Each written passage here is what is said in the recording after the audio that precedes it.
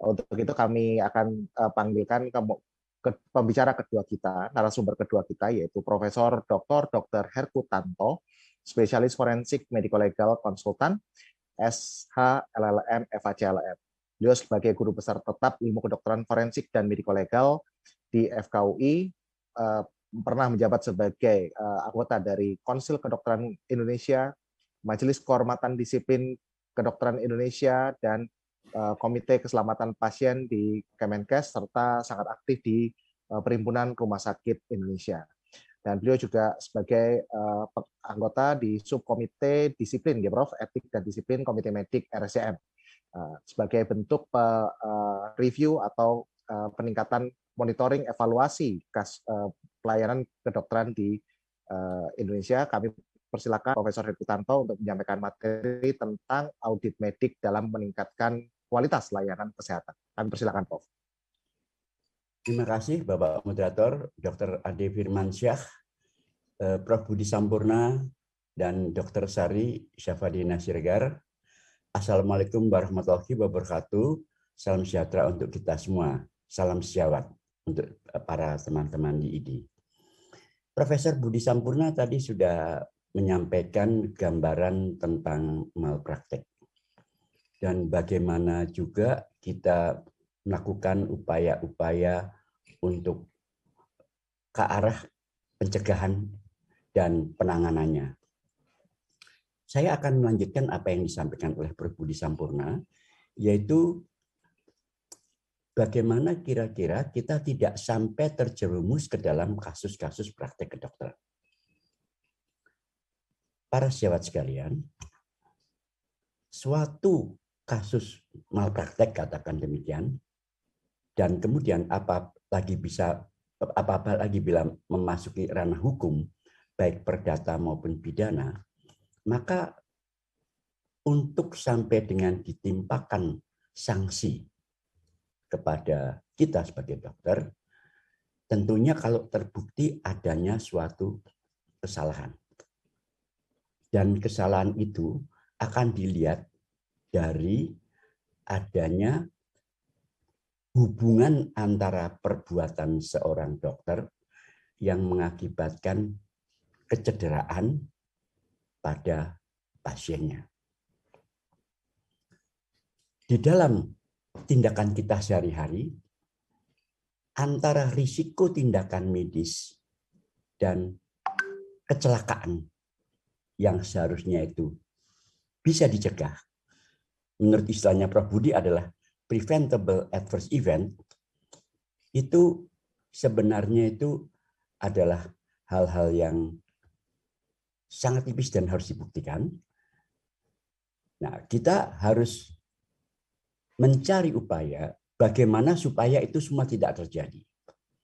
Salah satu upayanya adalah dengan cara meniadakan alasan pasien untuk menggugat atau menuntut. Apabila pasien itu selamat, tidak terjadi apa-apa, maka tidak ada alasan untuk menuntut. Kalau toh terjadi suatu risiko dan orang akan bertanya, apakah saudara telah mencegah risiko-risiko itu tadi, ada upaya? Maka jawabannya adalah kita harus menyajikan upaya pencegahan yang antara lain yaitu kita melakukan audit medis. Bahwa kita mencoba untuk merefleksikan apa yang kita lakukan, bahwa sejauh mana hal itu telah terkendali. Kalau toh itu terjadi juga, maka kita akan bisa mengatakan bahwa itu adalah suatu risiko. Perkenankan saya untuk melakukan share screen. Mohon, apakah sudah tampak dengan jelas? Mudah-mudahan sudah tampak, Prof. Ya? Ya, baik. Jadi paparan saya adalah tentang bagaimana mencegah malpraktik dengan meningkatkan pelayanan mutu. Kalau misalnya mutunya udah sedemikian bagus, maka mau apa lagi? Marilah kita melihat bagaimana audit medik ini dilakukan. Para sejawat yang berkecimpung di rumah sakit tentunya sudah cukup mengenal audit medik ini. Dasar audit medik adalah Peraturan Menteri Kesehatan Nomor 755 Tahun 2011 tentang Komite Medis, di antaranya adalah tentang audit medis.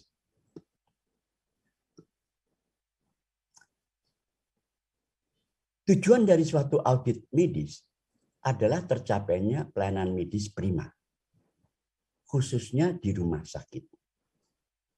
Dan tujuan khususnya adalah bagaimana kita lakukan evaluasi mutu pelayanan medis untuk mengetahui penerapan standar pelayanan medis dan perbaikan-perbaikan terhadap kebutuhan pasien. Mari kita lihat dalam tujuan khusus ini. Yang B khususnya. Banyak orang akan mengatakan, dokter ini tidak melakukan tindakan sesuai dengan standar pelayanan. Oleh karenanya, kita gugat, kita klaim. Yang C, itu adalah untuk menangkal yang B itu tadi, yaitu bagaimana kita lakukan perbaikan pelayanan medis agar standar itu tadi tetap kita patuhi. Lalu bagaimana upaya untuk melakukannya? Direktur rumah sakit harus membentuk tim pelaksana audit medis. Berikut urian tugasnya. Siapa yang melakukan? Komite medis, subkomite peningkatan mutu medis, atau panitia audit medis. Dan tindakan ini tentunya akan melibatkan bagian rekam medis untuk mengumpulkan berkas rekam medis, melibatkan kelompok staf medis untuk menyusun standar dan kriteria secara analisis dari audit medis, serta kalau perlu mengundang konsultan tamu untuk memberikan rekomendasi. Pelaksanaan audit medis tidak ditujukan untuk menyalahkan atau menghakimi seseorang.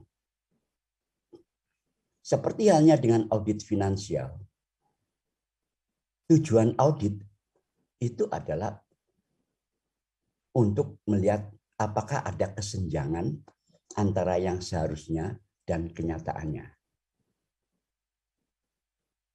Pelaksanaan itu tentunya harus dilakukan secara objektif, independen, namun tetap memperhatikan aspek kerahasiaan pasien dan wajib simpan rahasia kedokteran.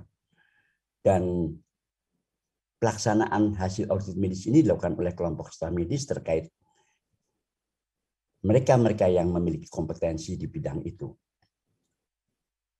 Sedangkan publikasi hasil audit harus tetap memperhatikan aspek kerahasiaan pasien dan citra rumah sakit di depan masyarakat.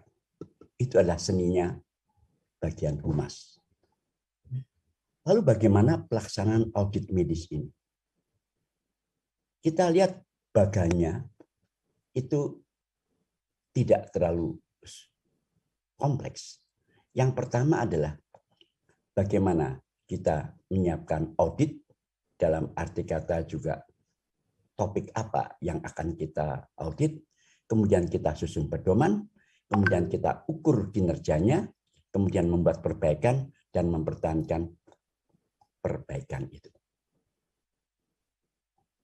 Apabila ini sudah kita lakukan, dalam hal terjadinya suatu gugatan, maka kita bisa membuktikan ini kami sudah melakukan hal ini.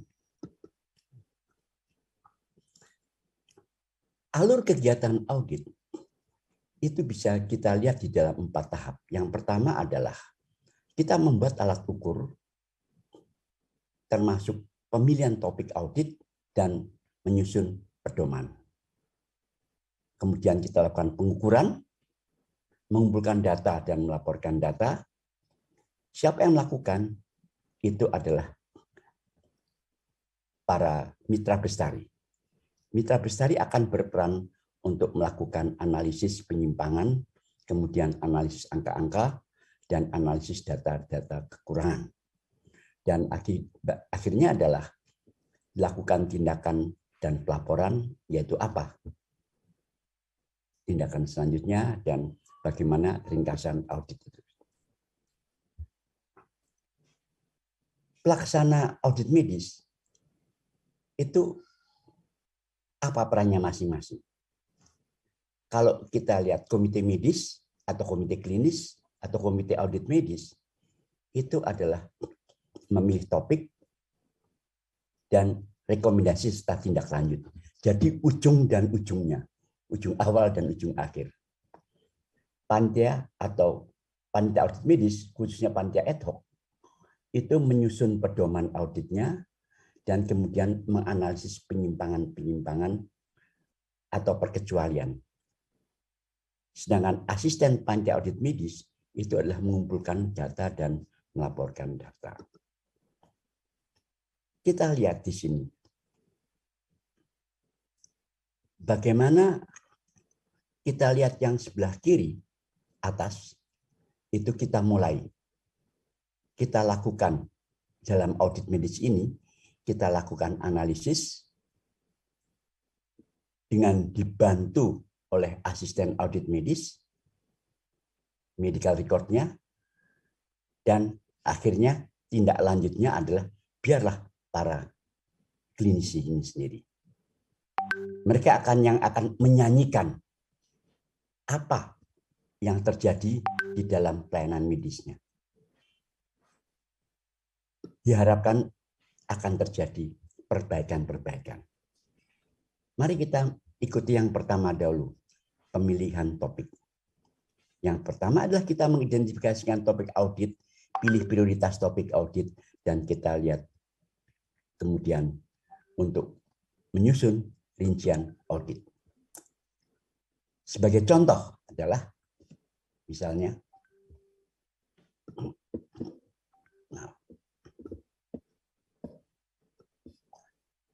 kita melihat bahwa ada penyakit-penyakit tertentu yang di dalam institusi pelayanan kesehatan kita itu yang akan menjadi prioritas. Ini ada satu contoh. Contoh pertama misalnya appendicitis atau appendektomi, kemudian seksiosesaria, tonsilektomi, dan seterusnya. Di sini kita akan melihat bagaimana kita memilih itu, yaitu high cost, high volume, dan high risk. Itu adalah suatu prioritasnya. Sedangkan unsur-unsur, misalnya kita sudah ketemu satu topik, maka kita lihat unsurnya appendektomi itu apa misalnya. Bagaimana melakukan diagnosisnya dengan USG, bagaimana inform consent-nya, bagaimana lama perawatan, bagaimana infeksi luka operasi, dan bagaimana dengan mortalitasnya. Para sejawat sekalian, unsur-unsur inilah yang nantinya akan ditanyakan di pengadilan ataupun di MK DKI apabila seorang dokter itu akan sejauh mana upaya melakukan diagnosis tadi sudah tepat atau tidak. Ini untuk memberikan dasar apakah tindakan-tindakan appendektomi misalnya itu ada indikasinya. Bagaimana inform consent-nya? Lalu perawatannya bagaimana? Infeksi luka operasi bagaimana? Dan mortalitasnya bagaimana? Apabila kasus untuk appendektomi di tempat kita sudah teraudit semua, rasanya kecil kemungkinan akan terjadi dalam tanda kutip malpraktek. Kalau toh ada diminta pertanggungjawaban, kita akan bisa dengan sangat gagah untuk menyampaikannya. Dan sangat percaya diri sendiri. Karena unsur-unsur itu tadi telah kita kuasai. Di depan forum apapun juga. Rincian lain yang diperlukan adalah dari mana, dari asal ruangan mana, golongan umur pasien, dan seterusnya, jumlah rekam medis yang diperlukan, dan apa saja konsultan medis yang diperlukan oleh kita. Kemudian, audit itu sendiri memiliki pedoman. Bagaimana caranya?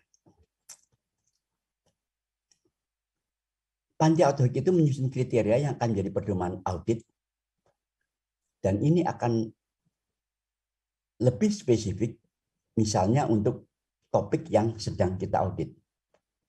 Misalnya, unsur pedoman audit itu adalah adanya suatu kriteria atau kriterion. Pemeriksaan apendisitis harus paling tidak dengan USG atau apendikogram misalnya.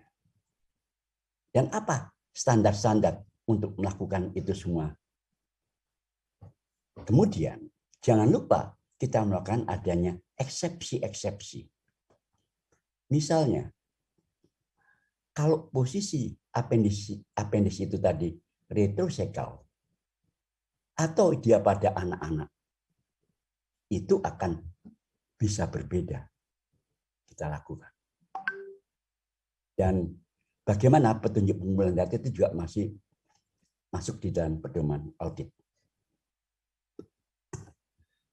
Unsur atau kriteria itu sendiri itu adalah pernyataan yang mengungkapkan bukti yang diperlukan yang harus ada, yaitu bahwa penderita telah diberikan pelayanan pada taraf yang seoptimal mungkin.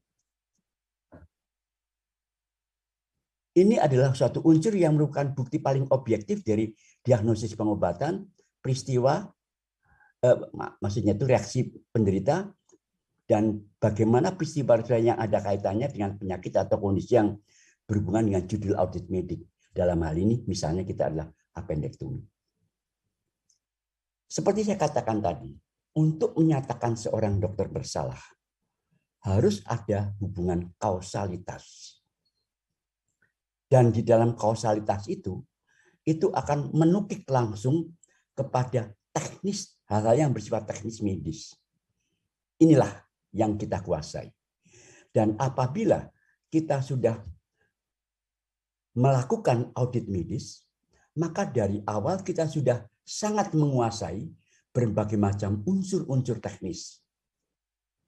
Dan ini bisa merupakan alat bukti yang paling objektif dalam hal melakukan defense pada saat kita dituntut atau diklaim. Itu adalah apa yang harus dilakukan. Sedangkan kalau standar itu adalah menyatakan batasan yang harus ada. Dipakai untuk menentukan apakah suatu catatan medik itu memenuhi kriteria pedoman medik atau tidak. Misalnya dalam artikelnya begini. Kita melihat sebuah medical record untuk apendektomi, kemudian kita lihat standar. Kita bandingkan apakah ada penyimpangan atau tidak.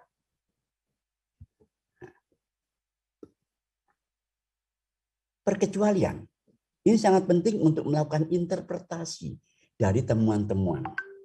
Yaitu keadaan-keadaan yang mungkin merupakan alasan bagi sebuah catatan medik untuk tidak memenuhi unsur. Pada umumnya perkecualian itu mencerminkan suatu bukti yang bersifat lebih subjektif. Atau kurang meyakinkan yang menunjukkan bahwa perawatan telah dilakukan pada taraf optimal yang dapat dicapai.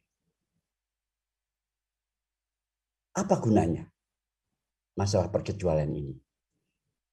Ini kalau di dalam segi hukum, ini bisa dikatakan sebagai alasan pemaaf. Kenapa Anda tidak lakukan ini? Jawabnya adalah dia masih anak-anak.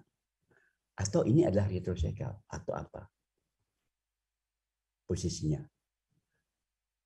Jadi kondisi-kondisi perkecualian ini bisa dilakukan sebagai defense dalam kita menerangkan suatu kasus yang sedang kita hadapi.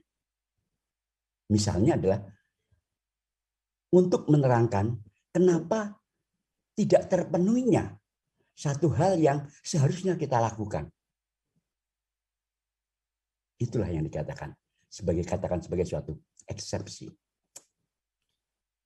Nah, kita kemudian melakukan pengumpulan data tentunya untuk melihat apakah hal-hal yang diperlukan dalam audit itu sudah terkumpul atau belum.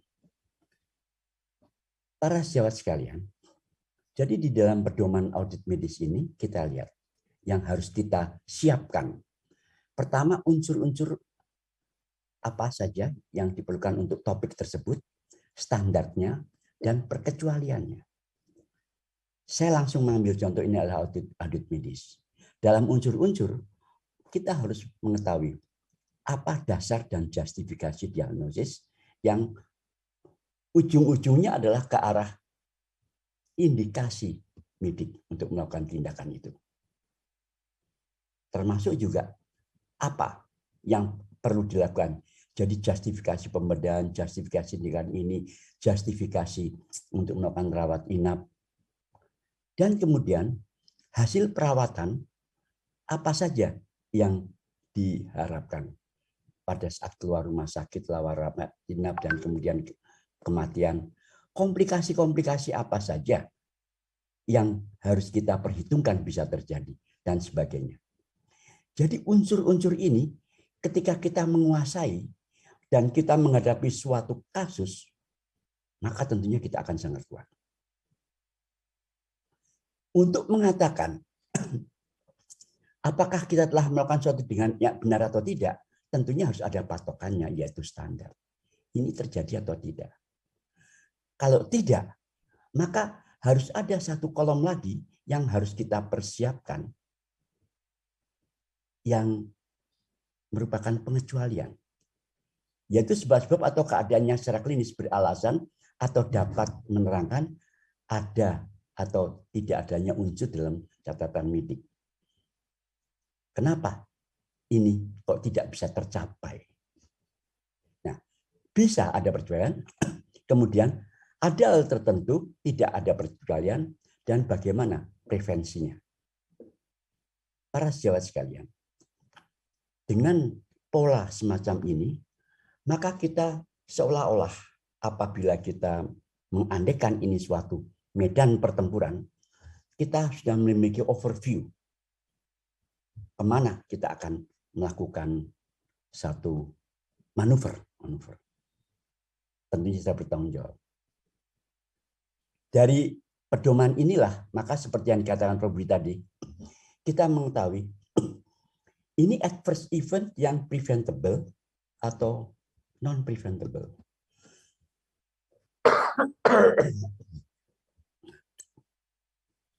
Alurnya adalah kita akan dari rekam medis, para sejawat sekalian. Kenapa rekam medis itu selalu menjadi incaran dari penyidik atau dari pengacara? Ini kita seolah akan melakukan audit medis. Jadi sebenarnya itu yang dilakukan oleh kepolisian dalam gelar perkara maupun di sidang pengadilan, itu sebenarnya itu adalah audit medis sebenarnya. Mari kita biasakan melakukan audit medis.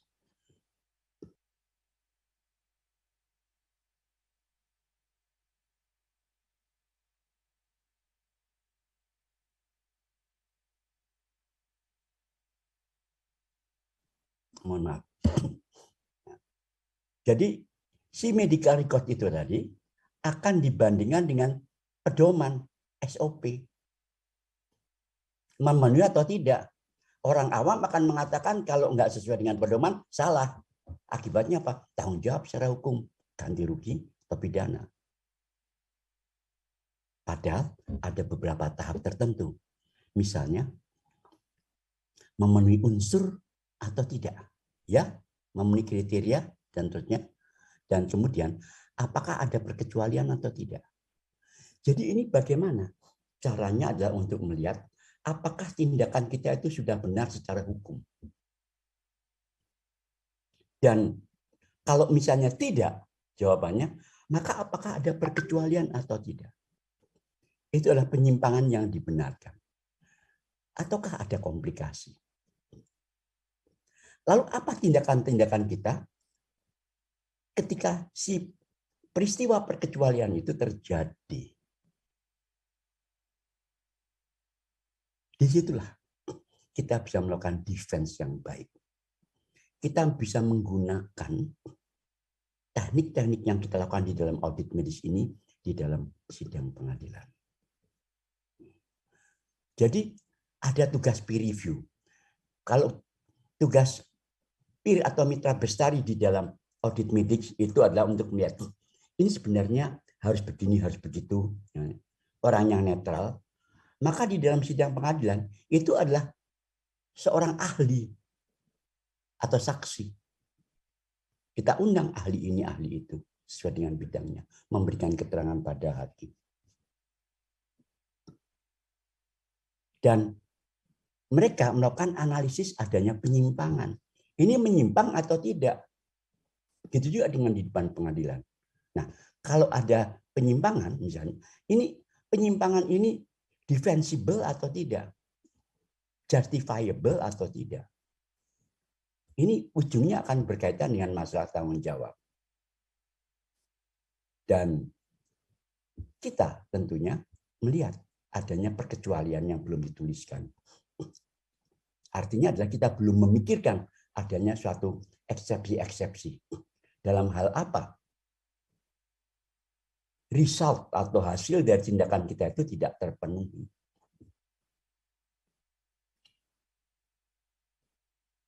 Jadi melakukan suatu audit medis itu seolah-olah kita melakukan simulasi di depan sidang pengadilan bagi kita sendiri.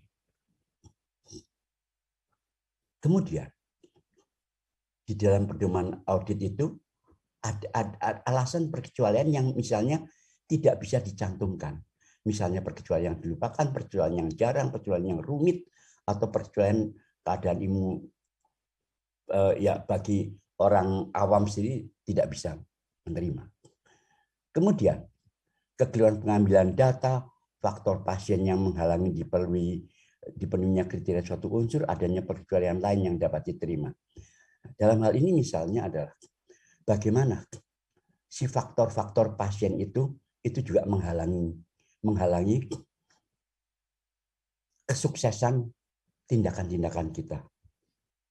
Dan ini bisa dilakukan sebagai contributing factor atau suatu katakan contributory negligence dari pihak pasien. Pasien ikut serta lalai. Hal-hal yang tidak dapat dibenarkan itu adalah apabila tidak terdokumentasi. Itu kita lemah. Makanya kita harus menyisir kami dengan baik. Good record, good defense. Weak record, weak defense. No record, no defense. Kemudian, bagaimana mengkomunikasikan hasil medik, itu perlu suatu cara mengartikulasikannya dengan baik. Bukan dengan nada-nada blaming kalau ke dalam. Kemudian kita bisa melakukan tindakan-tindakan korektif. Di sini kita bisa ungkapkan kalau toh kita di MKDKI atau di sidang pengadilan bahwa kita melakukan ini. Sehingga orang tuh yakin bahwa kita ini dokter yang profesional dan beritikat baik. Ada kok kita ini usaha-usaha untuk memprevent dan memprotek pasien. Termasuknya. Jawab sekalian. Jadi sebelum kita akhiri. Take home message-nya adalah audit medis itu merupakan miniatur dari sidang di pengadilan. Ataupun persidangan di MKDKI di mana tindakan-tindakan kita itu dievaluasi, dinilai. Kedua, audit medis itu merupakan latihan bagi kita untuk bersikap kritis dan membuat kita percaya diri sendiri tentang apa yang sudah kita lakukan. Sehingga apabila kita menghadapi sidang di pengadilan, itu kita akan percaya sendiri. Kita tahu apa yang harus kita jawab. Kita tahu arah kita bertindak. Sehingga kita tidak celaka dengan dimintai pertanggungjawaban. Demikianlah gambaran umumnya apa yang sudah disampaikan oleh Prof. Budi tadi sebagai situasi malpraktek selama ini, dan kemudian adalah bagaimana upaya-upaya untuk melatih diri kita menghadapi hal-hal itu semua. Demikianlah para syarat. Mudah-mudahan apa yang saya dan Prof. Budi sampaikan bisa menjadi satu, menjadi tips bagaimana kita mengatasi malpraktek kita. Terakhir adalah apabila ada jarum yang patah, jangan disimpan dalam jerami. Kalau ada kata-kata yang salah, mohon dimaafkan. Jangan disimpan dalam hati. Wassalamualaikum warahmatullahi wabarakatuh. Saya serahkan kembali kepada Dr. Adi sebagai moderator.